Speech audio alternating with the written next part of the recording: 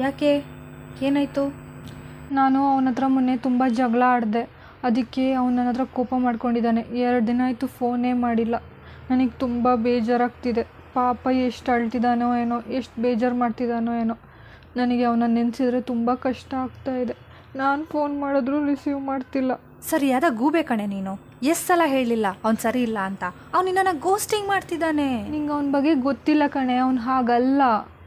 ನಮ್ಮ ಹತ್ರ ಒಂದು ಒಳ್ಳೆ ಕನೆಕ್ಷನ್ ಇದೆ. ನಮ್ಮದು ಪ್ಯೂರ್ ಲವ್. ನಾನು ಇಲ್ಲದಿದ್ದರೆ ಅವ್ನು ಸತ್ತೇ ಹೋಗ್ತಾನೆ ಗೊತ್ತಾ. ನಿನಗೆ ಅದೆಲ್ಲ ಅರ್ಥ ಆಗಲ್ಲ ಬಿಡು. ನೋಡ್ದಾ, ಅವನೇ ಫೋನ್ ಮಾಡ್ದ. ನಾನು ಹೇಳಿದ್ನಲ್ಲ, ಅವ್ನು ನಾನು ಇಲ್ದಿದ್ರೆ ಇರೋದೇ ಇಲ್ಲ. ಹಲೋ ಬೇಬಿ, ನೀನು ಹಲೋ, ಅದು ನನ್ನ ತಮ್ಮ. ನನ್ನ ತಮ್ಮನ ಹೆಸರು ನವೀನು.